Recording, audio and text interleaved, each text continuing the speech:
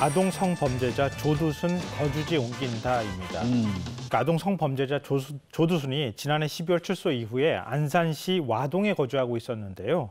그러니까 오는 28일 월세 계약이 만료가 돼서 인근의 선부동으로 이사를 한다고 합니다. 네. 그래서 안산시에서 지금 비상이 걸려서 대책 마련에 들어간 상황입니다. 네, 그런데 조두순이 새로 계약한 거주지 인근에 또 학교가 있어서 해당 지역 주민들의 반발이 만만치 않을 거란 예상이 있는데요. 근데 조두순이 옮길 때마다 이런 소동이 벌어지는 게 이게 맞는 건가 이런 생각을 좀 안 할 수가 없는데요. 네. 그러니까 지금 살고 있는 집하고 앞으로 살게 될 집이라고 지금 알려져 있는 곳은요, 한 3km 떨어진 곳인데요.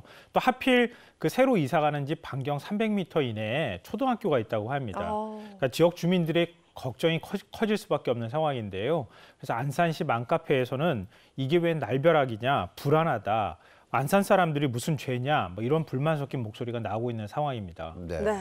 뭐 이렇게 지역사회의 불안감이 커지고 있는데 문제는 또 새로 이사할 집주인이 조두순이 살게 될 것을 모른 채 계약을 했을 가능성이 있다. 이런 얘기가 있더라고요. 그러니까 그렇다고 지금 얘기를 하고 있어요. 근데 이게 왜 그러냐면은 조두순이 직접 돌아다니면서 부동산 중개업소에서 집을 찾는 게 아니고요. 조두순 아내가 집을 찾고 있는 겁니다. 그래서 이전에 계약한 집도 조두순 아내가 가서 집을 계약을 한 거거든요. 그렇다 보니까 지역의 주민들이 굉장히 불안한 상황이니까 네. 지역 부동산 중개업소에서 조두순 아내의 신상 정보를 공유하고 있다 그래요. 근데 이번에는 그 부동산 중개업소에서 아내의 신상 정보를 몰랐던 것 아니냐 이렇게 얘기가 나오는데요. 그러니까 이전에 이미 제가 와동에서 선부동 말씀드렸는데요. 고잔동으로 이사를 하려고 다른 동에서 또 계약을 했었다 그래요. 근데 뒤늦게 이제 그 사실을 알게 된 집주인이 위약금까지 돌려주면서 계약을 파기를 했다고 합니다. 그러니까 이번에는 그 사실을 모르고 집주인이 계약을 했다가 뒤늦게 그 사실을 알고 난 다음에요. 내가 일시금으로 받은 보증금하고 계약금 다 돌려주겠다. 또 일시금으로 또 돈을 줬다 그래요. 다 돌려줄 테니까 들어오지 마라. 네네. 우리 집 비밀번호도 다 바꿔버리겠다.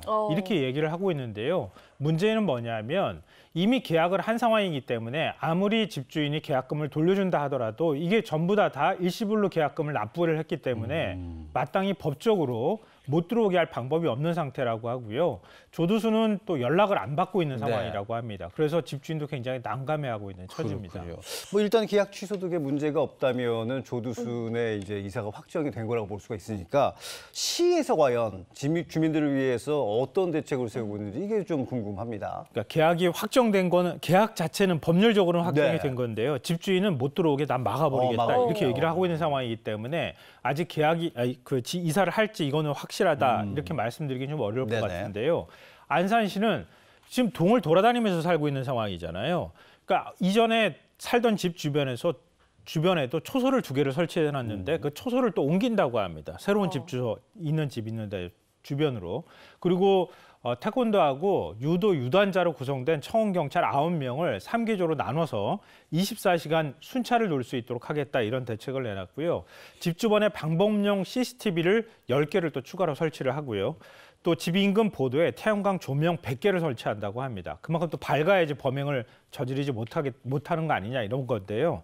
그리고 혼자 사는 여성 집에 스마트 문 열림 센서라든가 홈 카메라를 설치하는 걸 지원해주겠다 이렇게 밝히고 있는데요.